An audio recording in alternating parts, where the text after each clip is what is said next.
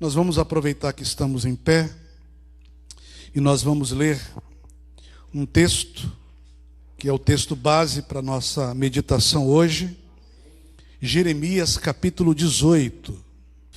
A palavra do Senhor diz assim: palavra do Senhor que veio a Jeremias, dizendo: dispõe-te e desce à casa do oleiro, e lá ouvirás as minhas palavras. Desci à casa do oleiro, e eis que ele estava entregue à sua obra sobre as rodas. Como o vaso que o oleiro fazia de barro se lhe estragou na mão, tornou a fazer dele outro vaso, segundo bem lhe pareceu. Eu quero ler mais uma vez esse texto, mas eu quero que você já vá procurando aí Romanos capítulo 9. Tá? Romanos capítulo 9. Vamos ler aqui mais uma vez.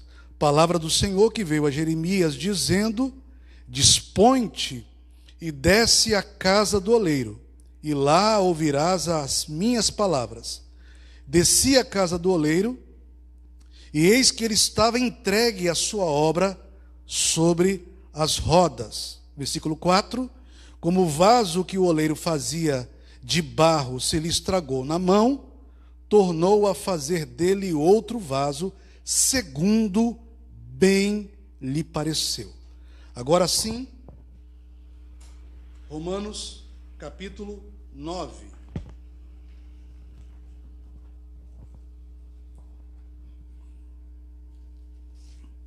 Romanos capítulo 9, versículo 19, nós vamos ler alguns versículos aqui. Tu, porém, me dirás: de que se queixa ele ainda? Pois quem jamais resistiu à sua vontade? Quem és tu, ó homem, para discutires com Deus? Porventura pode o objeto perguntar a quem o fez: por que me fizestes assim? Ou não tem o oleiro direito sobre a massa para do mesmo barro fazer um vaso para honra e outro para desonra? Amém? Abaixe sua cabeça, vamos orar mais uma vez.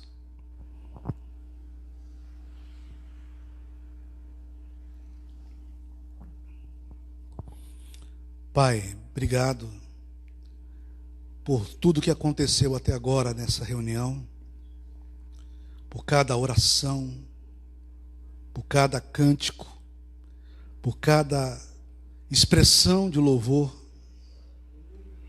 por cada coração desejoso pelo Senhor e pela Tua palavra. Pedimos que nessa noite o Teu Espírito Santo nos conduza, Deus, para dentro daquilo que o Senhor quer ministrar a nós nessa noite.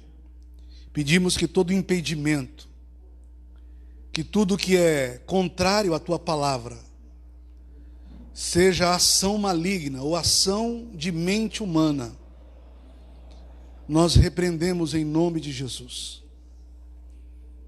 E queremos que apenas o Teu Espírito Santo possa agir em nossos corações, administrando, ó Deus, de acordo com cada nível de maturidade. Que a Tua palavra alcance-nos. É o que nós te pedimos, em nome de Jesus. Amém? Pode assentar, queridos. Eu queria que você ficasse com a sua Bíblia aberta, principalmente nesse texto principal de Jeremias, capítulo 18, nesses 4 versículos. Depois nós passaremos por alguns outros textos, mas esse e o texto de Romanos que lemos são os textos principais. Queridos, há uns dias atrás, eu estava pensando sobre a beleza do Evangelho. Eu não sei se você concorda que não existe nada mais belo no mundo e no universo do que o Evangelho. A mensagem do Evangelho, ela é bela porque ela é única. Não existe nada igual a essa mensagem. E essa mensagem, ela é especial porque ela busca encontrar os chamados de Deus. E somente os chamados de Deus têm a capacidade de perceber essa voz misteriosa, espiritual, tremenda, bela. Ela é cativante. E, portanto, aquele que ouve essa voz chamando, essa pessoa não tem como resistir a esse chamado. A pessoa que é chamado de verdade para o Evangelho, e não para a religião evangélica. Estou falando do Evangelho. O Evangelho é belo. A mensagem do Evangelho é bela. Agora, nem tudo no meio evangélico é belo. Mas eu estou falando da mensagem do Evangelho. Então, aquele que é conquistado, aquele que ouve a voz do Pai chamando para Jesus, essa pessoa não tem como resistir esse maravilhoso chamado. Essa voz poderosa que entra e estremece, mostrando-nos que somos pecadores, mostrando-nos que não temos como vivermos de fato sem respondermos adequadamente a esse chamado, a essa vocação. A religião, de modo geral, tem estragado, tem deturpado, ou tem tentado, na verdade a palavra certa é essa, tem tentado deturpar, estragar a beleza do Evangelho. E nós precisamos lutar. Essa é a verdadeira batalha espiritual, não é aquela batalha que muitos falam de ficar expulsando demônios. Isso aí é simples, isso aí deve ser comum na vida do cristão. Mas a verdadeira batalha espiritual é resgatar para nós mesmos, para os nossos corações, para aqueles que estão perto de nós, a beleza desse Evangelho. Os efeitos do Evangelho, ele transforma qualquer um, seja ele quem for, seja ele um bandido, seja ele um drogado, um traficante, um político corrupto, um homem brucutu, machista, uma mulher insegura, ou uma mulher que se acha poderosa. O Evangelho é capaz de mudar os corações. O Evangelho é capaz de mudar de fato a vida e dar beleza onde as trevas, a feiura abundava em tal coração.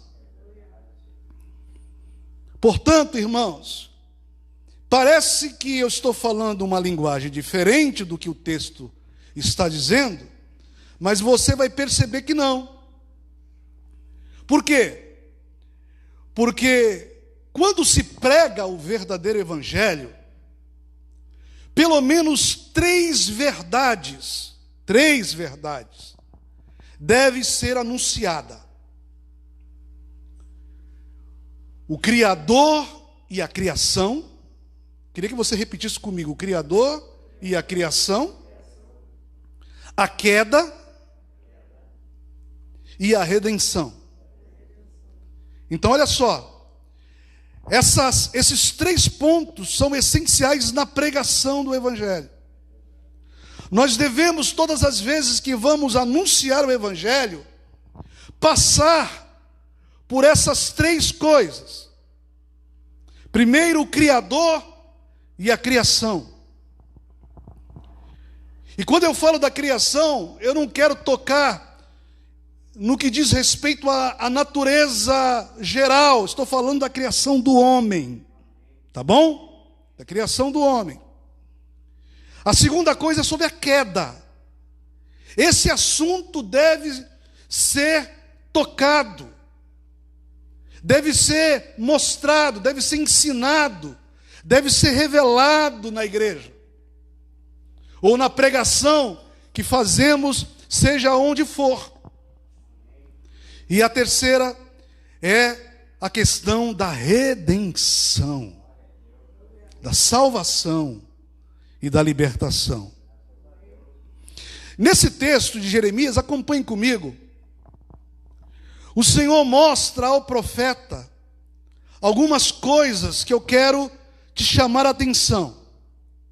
Primeira coisa, Jeremias é chamado pelo Senhor a descer à casa do oleiro. Presta atenção comigo. Ele é convocado a descer à casa do oleiro. No verso 2 ele diz: dispõe-te e desce à casa do oleiro. Era um lugar, você sabe o que é um oleiro, onde havia um artesão que trabalhava com barro para construir vasos e utensílios de barro, para construir vasos e utensílios de barro. Então o Senhor ordena para que ele desça à casa do oleiro, e lá ele iria ouvir as palavras do Senhor. Ele é chamado para descer à casa do oleiro porque é nesse ambiente que Deus tinha algo específico a dizer a Jeremias. E Deus queria usar aquele ambiente, todo o formato, tudo que havia ali, até mesmo a figura do oleiro, que é muito importante aqui, para que Jeremias compreendesse o que o Senhor queria dizer. Todo aquele ambiente era importante para a compreensão do que o Senhor queria dizer a Jeremias. E eu quero dizer uma coisa para você: sempre que Deus quer tratar alguma coisa conosco, sempre, Ele vai preparar um ambiente adequado para nos falar especificamente. Amém? Eu sei que existem exceções. Eu já vi Deus chamando alguém, quebrantando alguém no meio da torcida do Corinthians. É possível um negócio desse?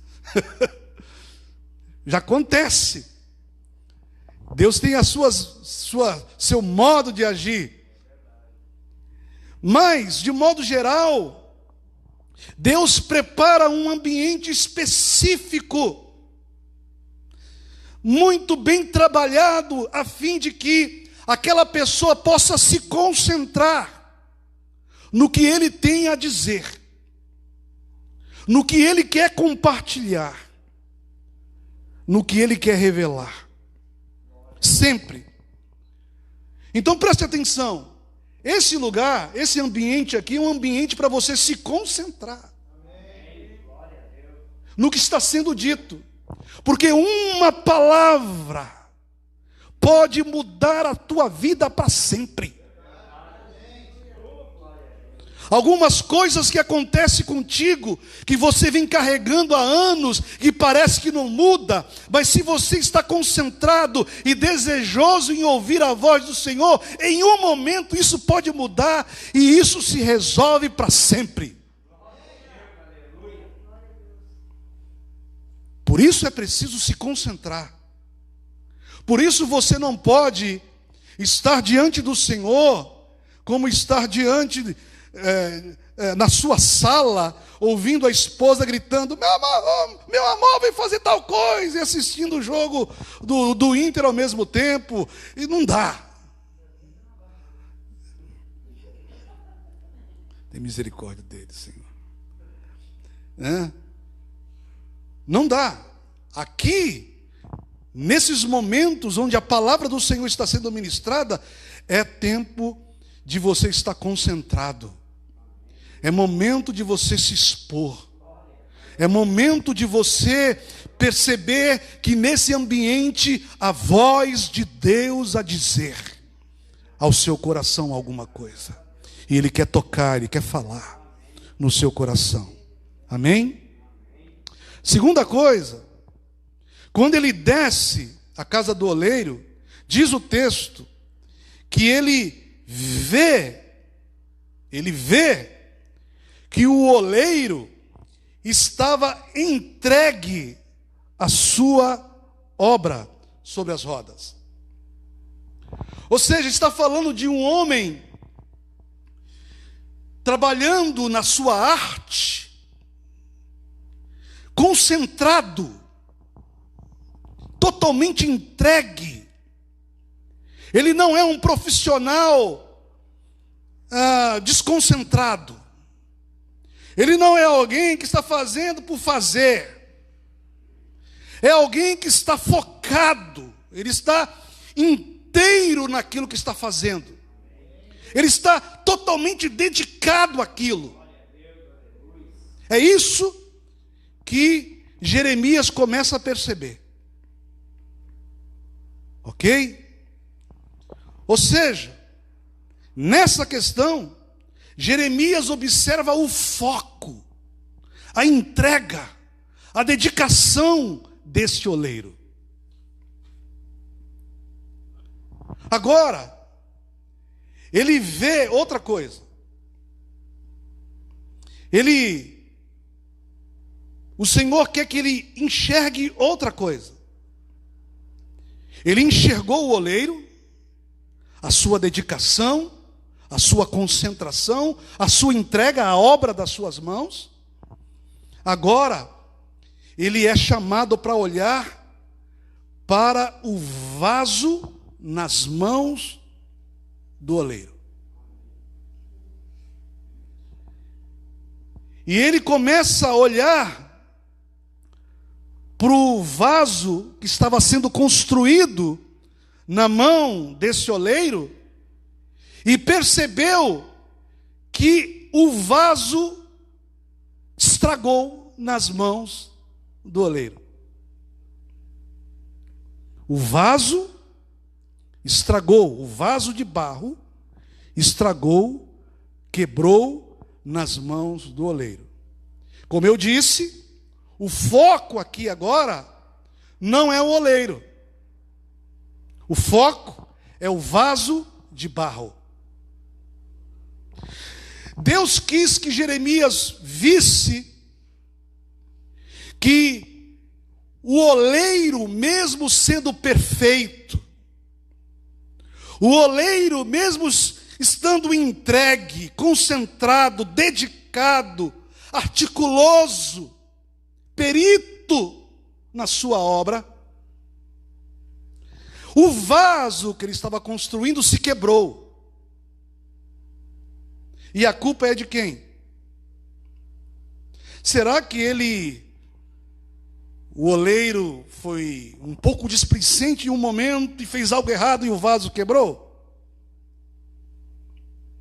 Era isso que Deus queria mostrar para Jeremias? Não. Ele queria mostrar para Jeremias o material que é feito o vaso.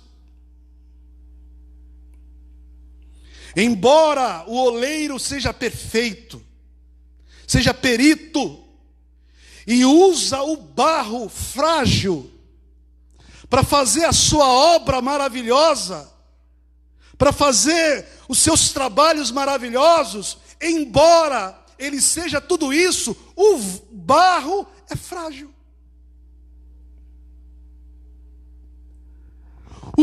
o vaso que é feito por ele pode se quebrar, não por causa dele, mas por causa da natureza que o vaso é feito.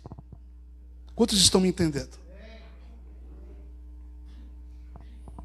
Então isso é muito importante entender. O vaso então se quebra não porque o oleiro foi desatento, como eu disse,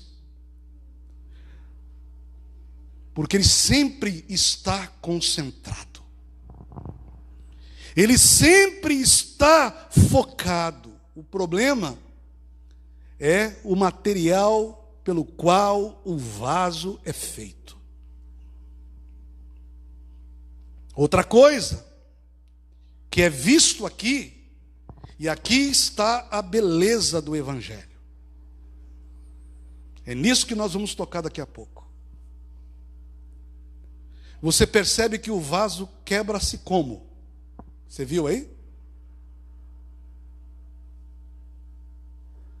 Porventura está dizendo que o oleiro fez o barro, deixou em um ambiente e foi embora, e o vaso de repente quebra lá? Como que foi quebrado? Em suas mãos. O vaso quebrou, porque é frágil, pode quebrar, o vaso de barro, mas quebrou nas suas mãos. Queridos, aqui está a beleza do Evangelho. E eu quero tratar com vocês sobre isso. Tudo que nós ouvimos aqui trata das três coisas que eu falei com vocês: sobre o Criador e a criatura, sobre a queda e sobre a redenção. Deus, quando nos criou, Ele criou todo o ser humano, mas como diz Romanos capítulo 9, há vasos que foram feitos para honra e vasos que foram feitos para desonra. Os vasos que foram feitos para honra são esses que se quebrar, porque tanto o vaso de honra como o vaso de desonra são vasos de barro, certo? Então, mas esses vasos de honra, que significa aqueles que pertencem a Deus, aqueles que ouviram o chamado dessa voz irresistível, que eu disse no início, eles vão quebrar também tanto quanto os vasos de desonra vão quebrar. Mas qual é a diferença? É que nós quebramos nas mãos do Senhor. Nós não quebramos longe dEle. Nós quebramos na mão dEle, e por isso Ele pode refazer de novo. Quantas vezes eu quebrei, quantas vezes eu estraguei, quantas coisas aconteceram na minha vida, mas foi nas mãos dEle. Eu estive nas mãos dEle esse tempo todo. Ele trabalhou na minha vida. Toda vez que estragou alguma coisa, Ele pacientemente entregue totalmente a essa criação, a esse vaso específico. Ele se dedica, Ele trabalha, Ele se entrega, e quando quebra, Ele pega tudo de novo e faz tudo de novo. Eu me lembro, todas as vezes que eu falo sobre isso, sobre Pedro. Os irmãos sabem que Pedro era um homem diferente demais, no seu temperamento, no seu jeito de ser, impetuoso, às vezes atropelava as coisas. E Pedro sempre dizia as coisas extraordinárias: Senhor, eu nunca vou te negar. Pedro, quando Jesus foi preso, e os soldados foram pegar, Pedro tirou a espada e arrancou a orelha de um homem. Desse jeito, Pedro. Mas vocês lembram como que Pedro foi chamado? A primeira vez que Jesus chamou Pedro foi numa pesca. Numa pesca. E aí ele estava pescando com seus companheiros e passaram a noite inteira tentando pescar e não pegaram nada. Não conseguiram pegar nada.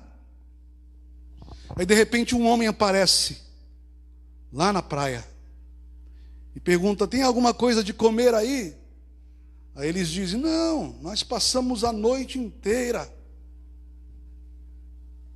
pescando e não pegamos nada. Aí Jesus disse: então lança a rede do outro lado. Diz o texto então que eles lançaram, ouviram, obedeceram, lançaram a rede, e a rede se encheu de peixes. Aí é a primeira pesca maravilhosa. Pedro fica impressionado, então passa a seguir a Jesus. Mas, quando Pedro nega Jesus, lembra disso? Quando Pedro nega Jesus, ele sai deprimido, chora amargamente, se esconde. Aí Jesus ressuscita. As mulheres, então, vão anunciar que Jesus ressuscitou, mas Jesus disse para elas: olha, vão e diga para os meus discípulos que eu ressuscitei, mas diga a Pedro que eu quero encontrar com ele e com os discípulos lá na praia. E sabe qual é a praia? A mesma que ele conheceu da primeira vez. E eles vão, eles chegam lá, nada de aparecer Jesus. Então eles dizem: sabe uma coisa? Vamos aproveitar que nós estamos aqui, vamos pescar. E eles começam a pescar. A noite adentro. Vai e não pegam nada. Lá pela manhã cedinho aparece um homem diferente lá na praia. E diz: ei, tem alguma coisa de comer aí? Eles: não, estamos a noite toda aqui e não pegamos nada. Ele disse: lança a rede do outro lado, que vocês vão achar. Eles lançaram. Quando eles puxaram, Pedro lembrou da primeira experiência. Pulou seminu mesmo na praia e foi até com Jesus. E foi quando eles tiveram aquela conversa. Jesus disse: tu me amas, Pedro? Tu me amas? Tu me amas? Apacenta as minhas ovelhas. Por que Jesus repetiu a pesca maravilhosa? Exatamente igual para Pedro. Pedro quebrou da primeira vez. E Jesus reconstrói o ambiente. Jesus reconstrói tudo em relação ao chamado, para mostrar para Pedro que tudo pode começar novamente. Tudo pode começar de novo, nas mãos do oleiro. Se o vaso de barro quebrar, tem como começar de novo. Amém, irmãos? Olha que maravilha. Essa é a história que nós devemos pregar. Essa é a mensagem que devemos pregar do Criador, que constrói, que cria, que criou o homem como um vaso de barro. E ele chama alguns que ouvem a sua voz, e esses começam a andar com ele. Então agora passa a ser filho dele, vasos de honra em suas mãos. Mas pode ser que um dia esse vaso de barro venha quebrar, mas nas mãos do oleiro. Amém? A segunda coisa é sobre a queda. Exatamente isso que eu estou falando. Nós vemos que o Criador, ao criar o homem, ele criou o homem para a sua glória, para o seu louvor. Mas o homem quebrou. o homem caiu. Essa mensagem, eu estou dizendo que é a beleza do Evangelho, mas não tem como falar da beleza do Evangelho em Jesus daqui a pouco, na redenção, se eu não falar da queda. Porque onde abundou o pecado, superabundou a graça. Então o homem, ele peca, ele fica distante de Deus, ele é separado de Deus. Mas Jesus veio para mostrar para aqueles que são chamados, embora a queda tenha acontecido, ele veio para recuperar, para reconciliar com o Pai todo aquele que ouviu e entendeu a sua voz. Embora todo homem em Adão tenha caído, em Jesus, aqueles que estavam perdidos, mas perceberam em Jesus que Deus escolheu a ferramenta da cruz para nos recuperar do pecado original, para nos resgatar definitivamente dessa condenação eterna, porque a própria Bíblia diz que o salário do pecado é a morte. Todos nós estávamos condenados à morte, mas em Jesus, Deus pega cada um de nós, os chamados, o barro que quebrou, e Ele está fazendo de novo, construindo de novo, resgatando de novo. Amém, irmãos? Em Jesus, o pecado já não tem mais domínio sobre nós. Estamos livres. Já não há mais condenação para aqueles que estão em Cristo Jesus. A dívida que havia sobre nós, aquela dívida, aquele contrato de dívida foi rasgado. Não há mais dívida contra nós. O nosso presbítero Júnior, no nosso congresso aqui, remoto, sobre a cruz de Cristo, na Semana Santa falou bastante sobre isso, a pastora também. Que maravilha entender isso. Que não há mais condenação para aqueles que estão em Cristo Jesus. Amém? E por último, eu disse que esse texto fala de criação, Criador e criação, esse texto fala de queda, e esse texto também fala da redenção. Exatamente essa ideia de em Jesus o barro voltar para as mãos do oleiro. E ali o oleiro então trabalhar e reconstruir e fazer de novo. E isso chama-se novo nascimento. Tá? Novo nascimento. Nós nascemos de novo. A primeira experiência com esse oleiro que reconstrói é o novo nascimento. Nós somos trabalhados por Deus, entendemos a sua voz, confessamos os nossos pecados, nos rendemos e dizemos a Ele que Ele é o nosso Senhor e que não há vida sem Ele. Então nós morremos para a velha vida e nascemos para uma nova vida. E todo o trabalho da redenção, tudo aquilo que diz respeito à redenção na cruz de Cristo, na sua ressurreição, acontece em cada coração que ouviu a voz do chamado do Senhor, que se prostra, que se derrama, que reconhece que não há salvação fora de Jesus, Aí começa.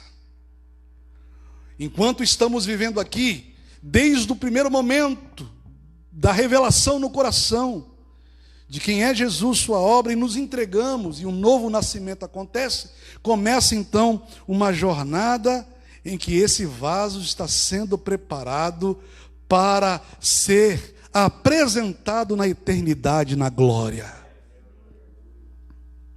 Tem um texto que eu quero ler com os irmãos, que eu acho extremamente maravilhoso. Efésios, carta de Paulo aos Efésios. Abra comigo, por favor, capítulo 2.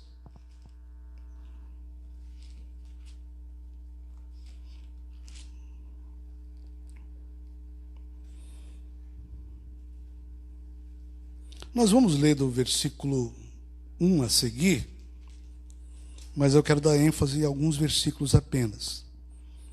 Diz assim o texto: Ele vos deu vida, estando vós mortos nos vossos delitos e pecados, nos quais andastes outrora, segundo o curso desse mundo, segundo o príncipe da potestade do ar, do espírito que agora atua nos filhos da desobediência, entre os quais também todos nós andamos outrora, segundo as inclinações da nossa carne, fazendo a vontade da carne e dos pensamentos, e éramos, por natureza, filhos da ira, como também os demais. Versículo 4. Mas Deus, sendo rico em misericórdia por causa do grande amor com que nos amou, e estando nós mortos em nossos delitos, nos deu vida juntamente com Cristo. Pela graça sois salvos. E juntamente com Ele nos ressuscitou e nos fez assentar nos lugares celestiais em Cristo Jesus, para mostrar nos séculos vindouros a suprema riqueza da sua graça, em bondade para conosco em Cristo Jesus. Pela graça sois salvos, mediante a fé. E isso não vem de vós, é dom de Deus, não de obras para que ninguém se glorie, pois somos feitura dele. Pois somos feitura dele. Não é feiura, não. É feitura. É essa ideia de um oleiro trabalhando no barro. Pois somos feitura sua, criados em Cristo Jesus para as boas obras, as quais Deus de antemão, antes da fundação do mundo, preparou para que andássemos nela. Esse texto é muito rico e dá para a gente falar umas 10 reuniões trabalhando cada versículo aqui desse texto. No entanto, eu quero pegar algumas coisas aqui para os irmãos, dentro dessa questão da redenção que eu estou falando com vocês.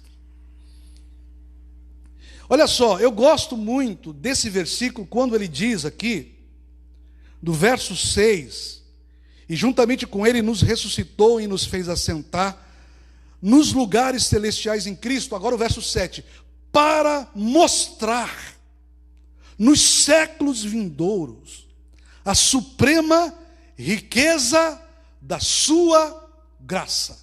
Essa frase, irmãos, ela é extremamente rica e maravilhosa. Qual é a ideia aqui?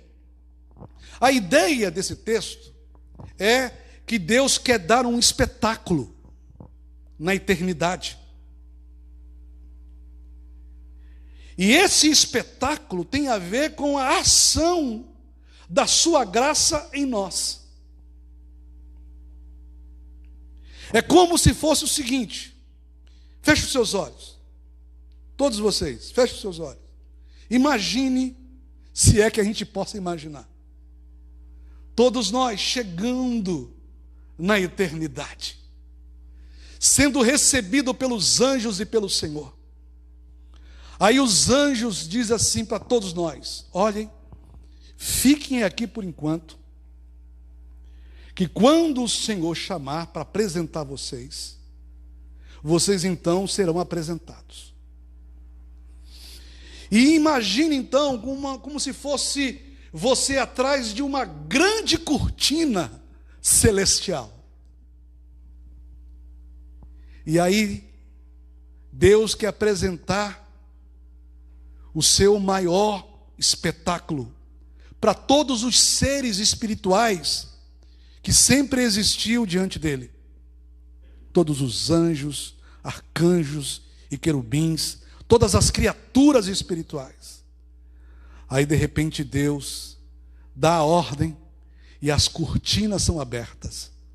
E o que Deus tem a mostrar como espetáculo, sou eu e você resgatado pelo sangue de Jesus.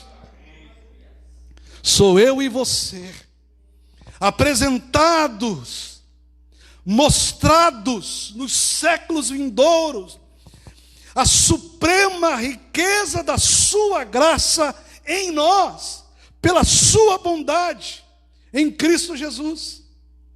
Nós seremos o motivo do espetáculo de Deus lá na eternidade. E Ele vai dizer: aqui estão os vasos, a feitura das minhas mãos, vasos de honra, que até quebraram, mas foram reconstruídas pelas minhas mãos, e hoje estão prontos para sempre e sempre e sempre, e nunca mais se quebrará. Nunca mais se quebrará. Aí eu pergunto para você: há beleza nesse evangelho ou não há beleza nesse evangelho? Só o evangelho faz isso. Só o evangelho é capaz de trazer essas verdades, essas realidades para nós, irmãos. E nós devemos pregar esse evangelho, anunciar o evangelho, mesmo que aconteça com os nossos amados irmãos lá nos países perseguidos, como o Helder vai nos contar no próximo domingo. Sabe, mesmo que tenhamos que morrer por causa desse evangelho, vale a pena. Vale a pena. Vale a pena nos entregarmos a Ele completamente. Amém?